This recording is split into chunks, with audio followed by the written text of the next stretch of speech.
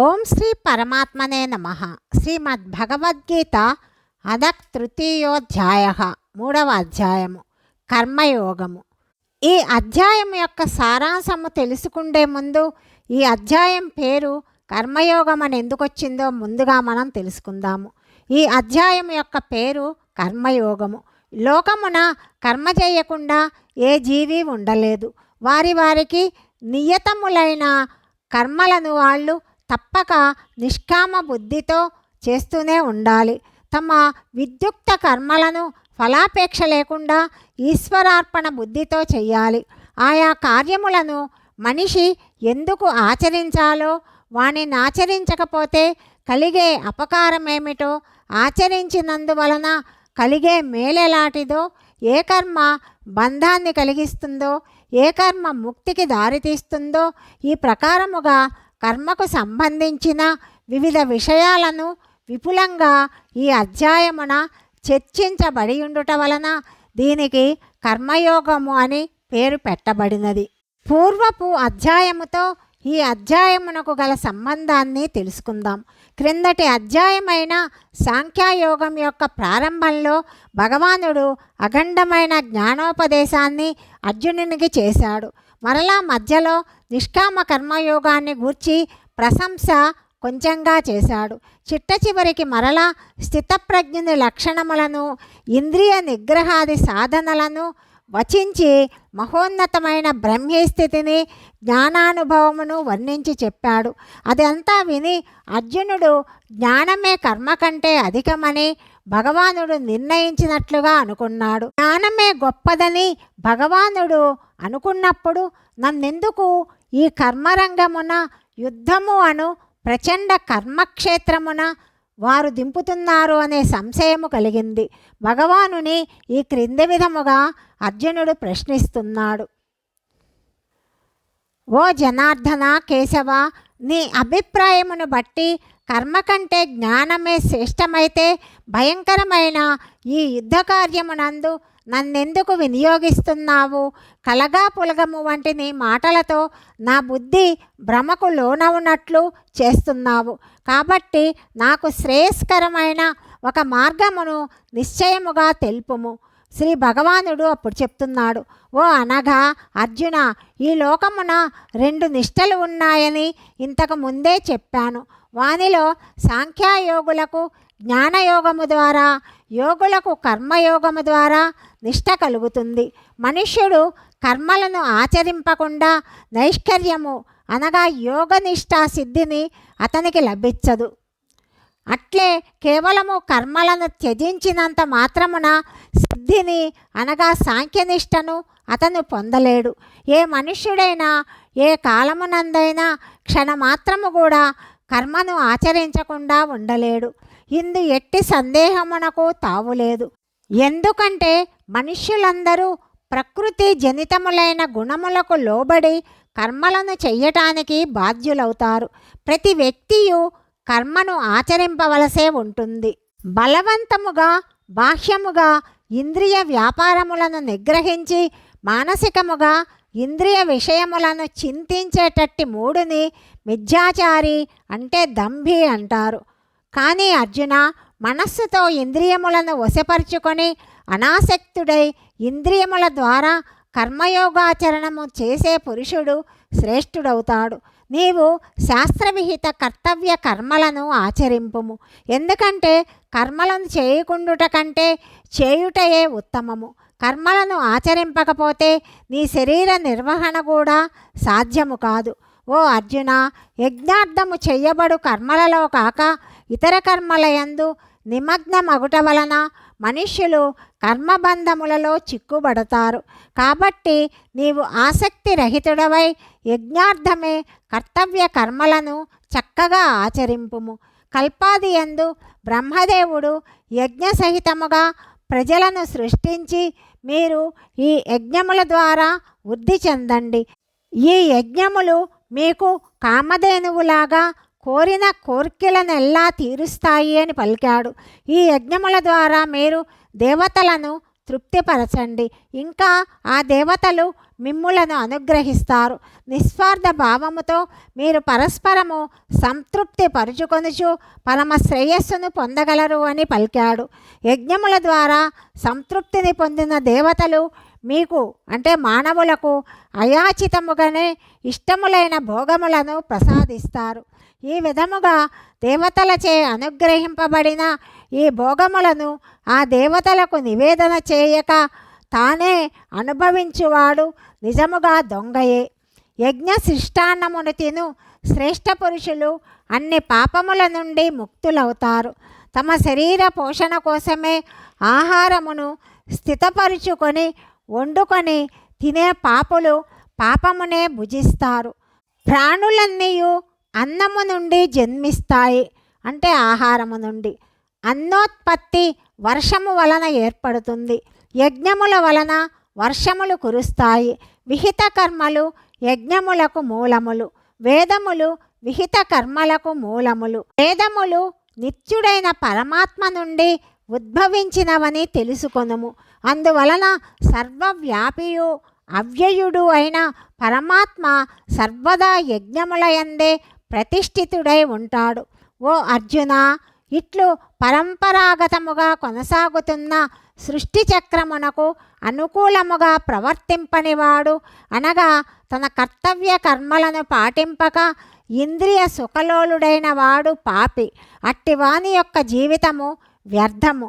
సచ్చిదానంద ఘనపరమాత్మ ప్రాప్తి నందిన జ్ఞాని అయిన మహాత్ముడు నిత్యమైన ఆత్మయందే రమిస్తాడు. అతడు పూర్ణకాముడు కాబట్టి ఆత్మయందే తృప్తి పొందుతాడు. అతను ఆత్మయందే నిత్య సంతుష్టుడు. అట్టి వానికి ఎట్టి కర్తవ్యము ఉండదు. అట్టి మహాత్ముడు ఈ జగత్తునందు కర్మలు చేయుట వలనను చేయకుండుట వలనను అతనికి ఎట్టి ప్రయోజనము ఉండదు. అతనికి సర్వ ప్రాణులతోటి స్వార్థపరమైన సంబంధము ఏ విధముగాను ఏ మాత్రము ఉండదు. అందువలన నీవు నిరంతరము ఆసక్తి రహితుడవై కర్తవ్య కర్మలను చక్కగా ఆచరింపుము. ఎందుకంటే ఆసక్తిని విడిచి కర్మలు సదా ఆచరించు మనుషునకు పరమాత్మ ప్రాప్తి కలుగుతుంది. జనకుడు మొదలగు జ్ఞానులు కూడా ఆసక్తిరహితముగా కర్మలను ఆచరించుట వలననే పరమసిద్ధిని పొందారు. కాబట్టి నీవు కూడా లోకహితార్థమై కర్మలను ఆచరించుటయే సముచితము. శ్రేష్ఠుడైన పురుషుని ఆచరణమునే అంటే ప్రవర్తననే ఇతరులు కూడా అనుసరిస్తారు. అతడు నిలిపిన ప్రతిష్ఠించిన ప్రమాణమునే లోకులందరూ పాటిస్తారు. ఓ అర్జున, ఈ ముల్లోకముల యందును నాకు కర్తవ్యము అనేదే లేదు. అలాగే పొందదగిన వస్తువులలో ఏదియూ నేను పొందనిది లేదు. అయినా నేను కర్మలయందే ప్రవర్తిల్లుతూ ఉన్నాను. ఎందుకంటే ఓ పార్థ, ఎప్పుడైనను నేను సావధానుడనై కర్మలయందు ప్రవర్తింపకున్నచో లోకమునకు గొప్ప హాని సంభవిస్తుంది.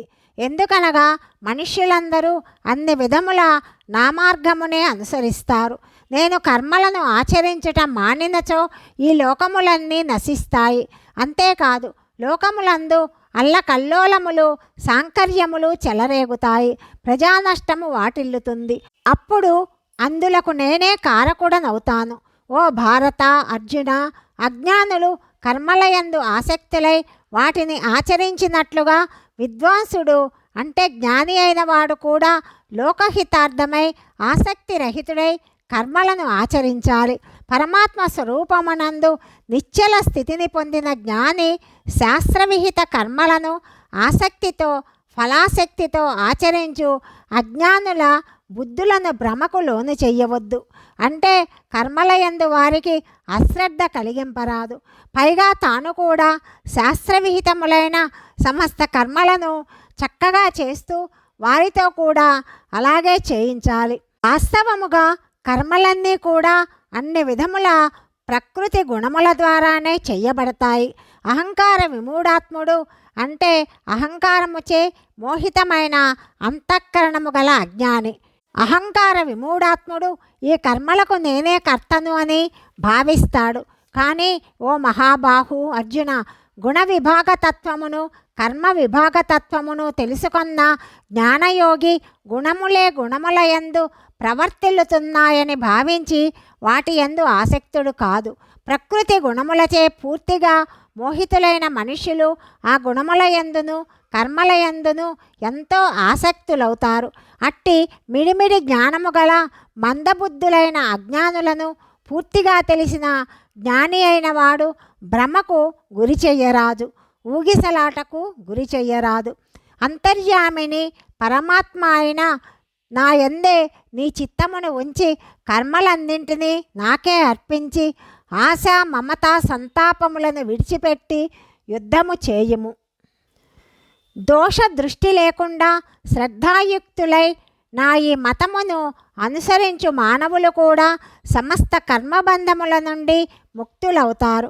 కానీ నాయందు దోషారోపణ చేస్తూ నా ఈ ఉపదేశమును అనుసరింపని మూర్ఖులు సమస్త జ్ఞాన విషయములయందు మోహితులై విపరీత జ్ఞానోపహతులై భ్రష్టులై కష్ట నష్టముల పాలవుతారని తెలుసుకో.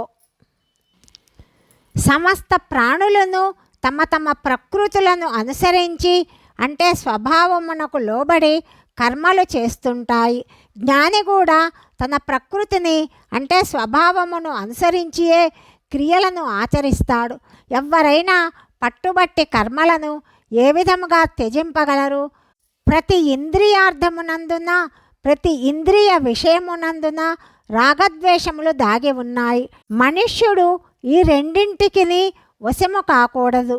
ఎందుకంటే ఈ రెండే మానవుని శ్రేయస్సునకు విఘ్నకారకములు, మహాశత్రువులు. పరధర్మమునందు ఎన్నో సుగుణములు ఉన్నాయి. స్వధర్మమునందు అంతగా సుగుణములు లేకున్నా చక్కగా అనుష్ఠింపబడు ఆ పరధర్మము కంటే స్వధర్మాచరణమే ఉత్తమము. స్వధర్మాచరణమునందు మరణించుట కూడా శ్రేయస్కరమే. పరధర్మాచరణము భయావహము. అర్జునుడు అడుగుతున్నాడు, ఓ కృష్ణ, మానవుడు తనకు ఇష్టము లేకున్నను ఇతరుల బలవంతము చేసినట్లు దేని ప్రభావముచే ప్రేరితుడై పాపాలను చేస్తుంటాడు అని శ్రీ భగవానుడు చెప్తున్నాడు. రజోగుణము నుండి ఉత్పన్నమయ్యేదే కామము. ఇదే క్రోధ రూపమును దాలుస్తుంది. ఇది మహాశనము. భోగానుభవముతో ఇది చల్లారేది కాదు. పైగా అంతులేని పాపకర్మాచరణమునకు ఇదే ప్రేరకమవుతుంది. కాబట్టి ఈ విషయమున దీనిని పరమశత్రువుగా తెలుసుకో. పొగచేత అగ్నియు, ధూళిచేత అద్దము, మావిచేత గర్భము కప్పివేయబడినట్లు జ్ఞానము కామము చేత ఆవృతమై ఉంటుంది. ఓ అర్జున, కామము అగ్నితో సమానమైనది, అగ్ని లాంటిది. అది ఎప్పటికీ చల్లారదు. జ్ఞానులకు అది నిత్యవైరి. అది మనుష్యుని జ్ఞానమును కప్పివేస్తుంది. ఇంద్రియములు, మనస్సు, బుద్ధి ఈ కామమునకు నివాస స్థానములు. ఇది అంటే ఈ కామము మనోబుద్ధీంద్రియముల ద్వారా జ్ఞానమును కప్పివేసి జీవాత్మను మోహితునిగా చేస్తుంది. కాబట్టి ఓ అర్జున, మొదట ఇంద్రియములను వశము చేసుకో. తరువాత జ్ఞాన విజ్ఞానములను నశింపచేయునట్టి మహాపాపి అయిన ఈ కామమును అవశ్యముగా సర్వశక్తుల నుండి రూపుమాపు. స్థూల శరీరము కంటే ఇంద్రియములు బలీయములు, సూక్ష్మములు, శ్రేష్టములని పేర్కొంటారు. ఇంద్రియముల కంటే మనస్సు, వాణి కంటే బుద్ధి శ్రేష్టమైనది. ఆ బుద్ధి కంటే అత్యంత శ్రేష్టమైనది, సూక్ష్మమైనది ఆత్మ. ఈ విధముగా బుద్ధి కంటెను ఆత్మ పరమైనదని అనగా సూక్ష్మము, బలీయము, మిక్కిలి శ్రేష్టము అయినదని తెలుసుకొని ఓ మహాబాహు, బుద్ధి ద్వారా మనసును వశపరుచుకొని దుర్జయ శత్రువైన కామమును నిర్మూలింపుము. ఇంతటితో 3వ అధ్యాయమైన కర్మయోగము సమాప్తమైనది. ఓం తత్సత్తిది శ్రీమద్భగవద్గీతాసుపనిషత్ బ్రహ్మ విద్యాయాం యోగశాస్త్రే శ్రీకృష్ణ అర్జున సంవాదే కర్మయోగో నామ తృతీయోధ్యాయః. సర్వం శ్రీకృష్ణార్పణమస్తు.